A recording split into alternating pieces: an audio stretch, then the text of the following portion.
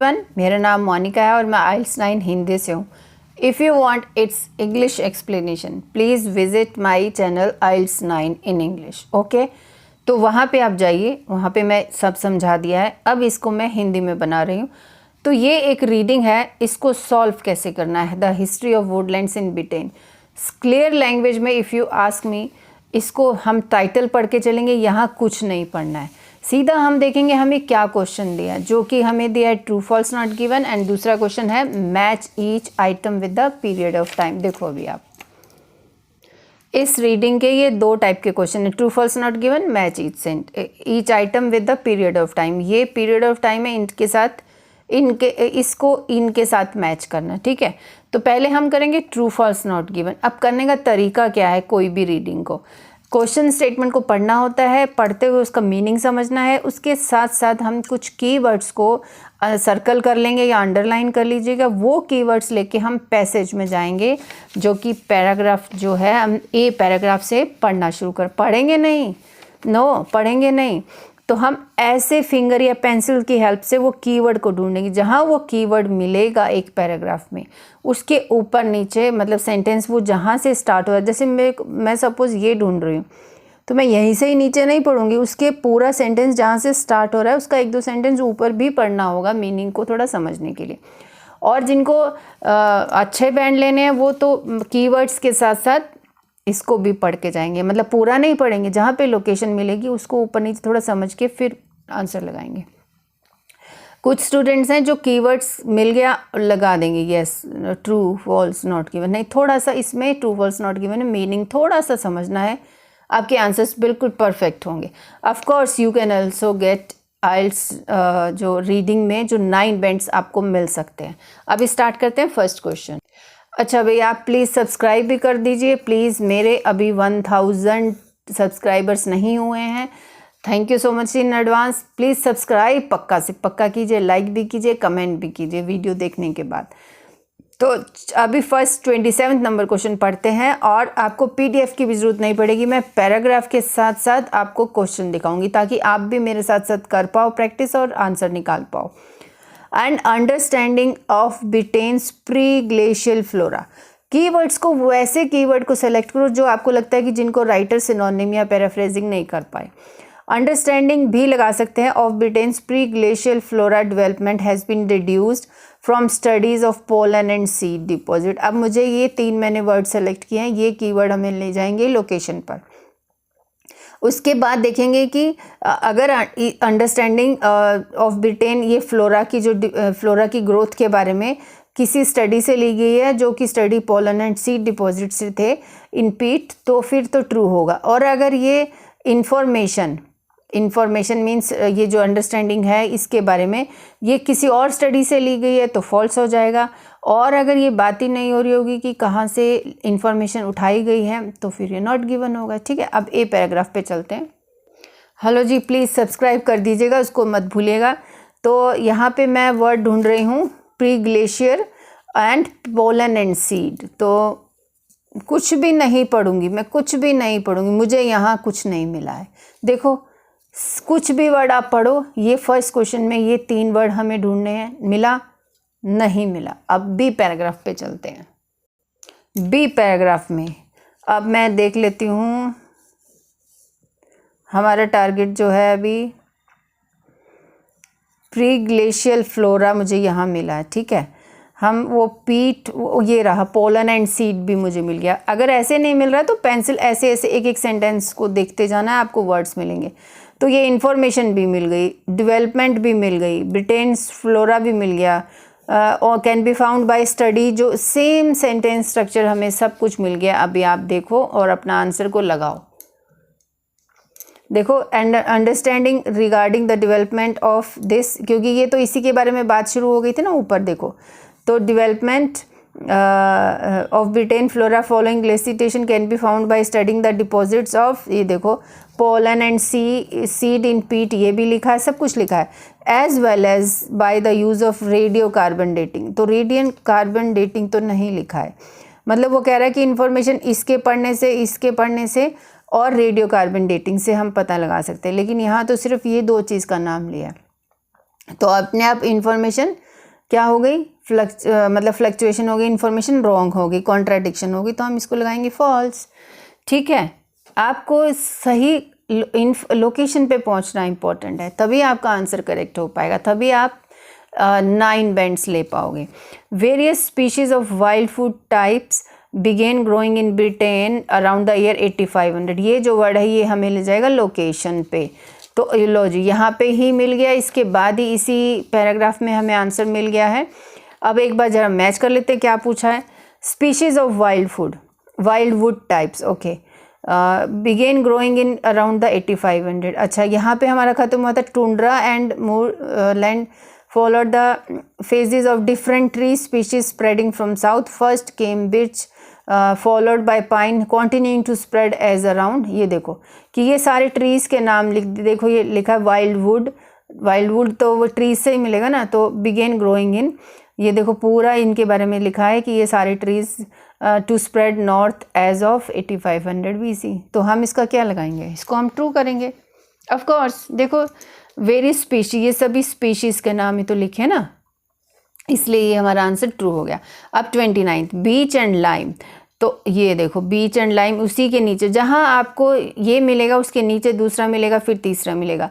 लेकिन अगर कोई आंसर नॉट गिवन होता है तो वो थोड़ा इन्फॉर्मेशन मिसिंग होगी। तो अभी हमने ये बीच एंड लाइम मिल गया है अपने, ठीक है। अब क्या बोल रहा है, beech and lime did not spread beyond the southern Britain. अच्छा, ये साउदर्न ब्रिटेन के उस तरफ नहीं फैले थे, ये देखना है। तो oak and alder came after pine, then lime, elm, beech and maple all spreading northwards one after the other. देखो यहाँ लिखा है सब के सब नॉर्थवर्ड की तरफ स्प्रेड हो रहे थे, did not spread beyond, spread northward में हो रहे थे, लेकिन ये कहीं नहीं लिखा कि ये साउदर्न ब्रिटेन की तरफ स्प्रेड नहीं हुए थे। तो अपना आंसर क्या होगा, नॉट गिवन। ठीक है, अब आगे चलते हैं 30 नंबर। अब 30 नंबर क्वेश्चन क्या बोलता है, the extension of large herbivores in Europe adds to speculation that Vera's theory might not be as applicable to Britain. कि ये, अच्छा ये पर्सन का नाम है, extension of large herbivores in Europe adds to speculation, okay, speculation add करती हुई। अब ये हमारा हो चुका है, अब हम उस थ्योरी आ गया, पर्सन का नाम, ये देखो पर्सन का नाम भी ये आ गया। अब थोड़ा इसको पढ़ लेते हैं। Wilderness look like before Britain and western Europe in palaeolithic times was covered from this, however a modern theory proposed by this holds that western Europe wilderness was a combination of grassland, scrub and cluster of tree. अच्छा, इसने जो कहा वो ये है, it was not a dense wild wood but instead an area similar to a park. अच्छा, हमने ढूंढना क्या है, might not be as applicable to Britain. अच्छा, कुछ तो मिलना चाहिए ना, एक्सटेंशन ऑफ लार्ज हार्बिवोरस। तो इस पैराग्राफ को थोड़ा और देख लेते हैं।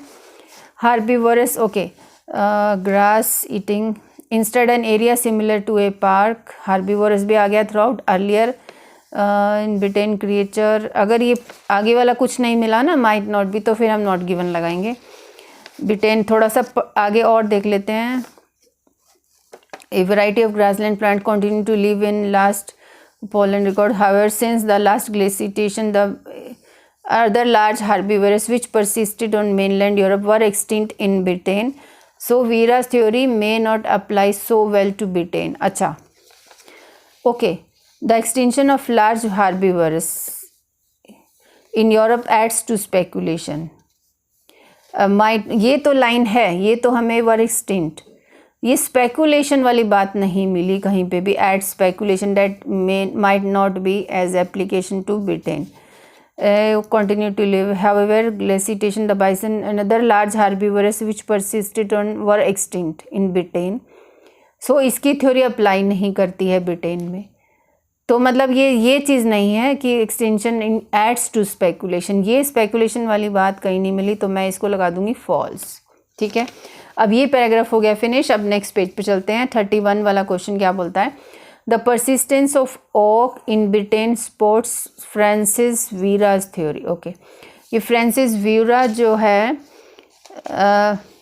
अगर ये ओक ट्री का नाम ही होता है, अगर ये ब्रिटेन में ये परसिस्टेंस मतलब कॉन्टिन्यूटी है इसकी, स्पोर्ट्स करता है फ्रांसिस वीरा को, तो हम ट्रू करेंगे, पर पहले ये देख लेते हैं।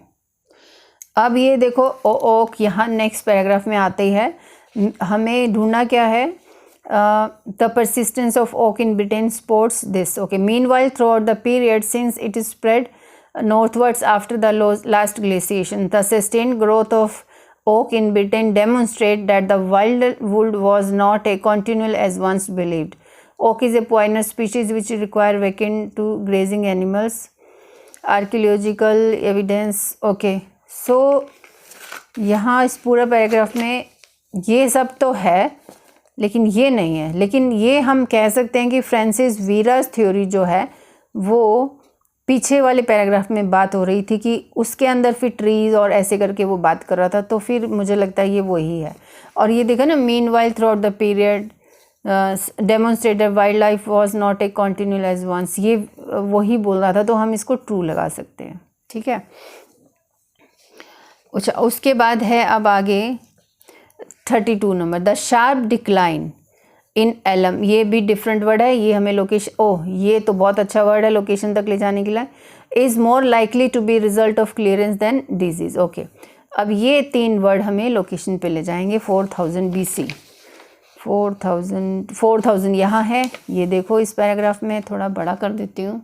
अब पूरी location I am showing it to you. The sharp decline, अगर तो शार्प डिक्लाइन होता है इन एलम में 4000 BC में, is more likely to result of clearance than disease. अगर वो डिजीज़ की वजह से प्रॉब्लम आ रही है तो ट्रू होगा, अगर डिजीज़ की वजह से नहीं आ रही तो फिर फॉल्स होगा। ठीक है, अच्छा however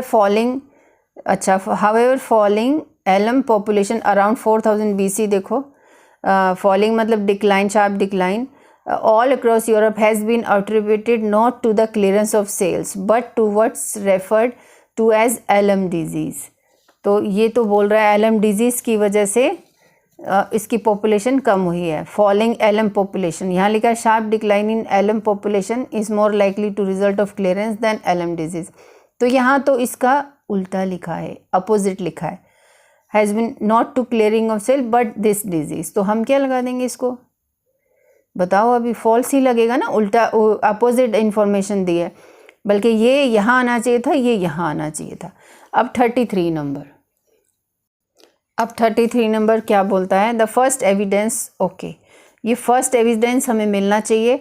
clearance of land for agriculture appears at the end of bronze as. So bronze as तो मेरे को देखो F पैराग्राफ में पहले ही लिखा है। सो अब अगर फर्स्ट एविडेंस हमें मिला ब्रोंज एज में, एट द एंड भी होना चाहिए वो, तो फिर ट्रू होगा, और अगर नहीं मिला तो फिर वो फॉल्स हो जाएगा। Through out the bronze as people were cutting down trees more than ever before until the prevalence of practice कॉपिंग during the.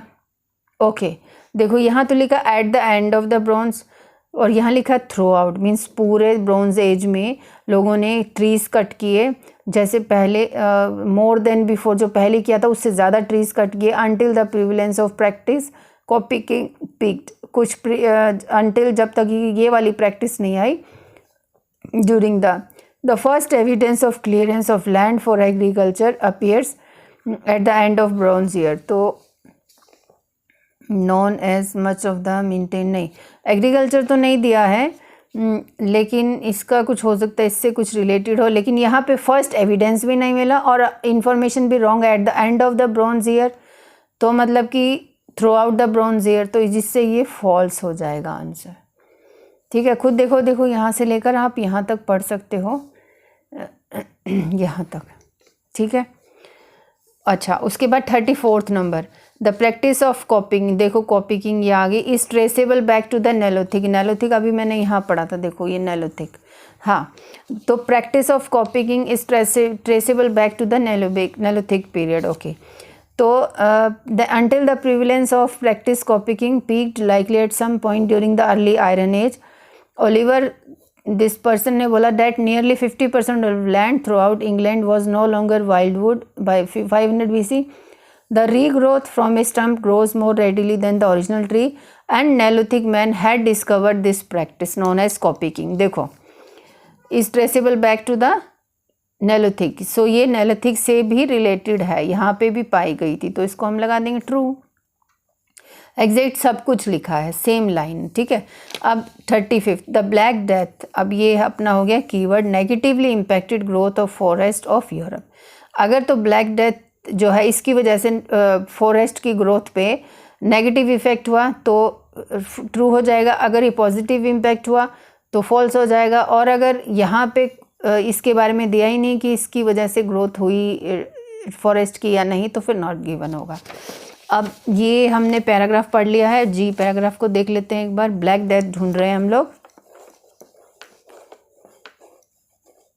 नहीं यहाँ पे भी नहीं है, नहीं, इसका आगे वाला पेज पे चलते हैं।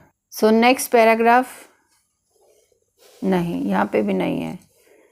My god, this is the last paragraph where they have put black death. अगर मुझे ब्लैक डेथ नहीं मिला तो मैं कर दूंगी, oh yes here it is.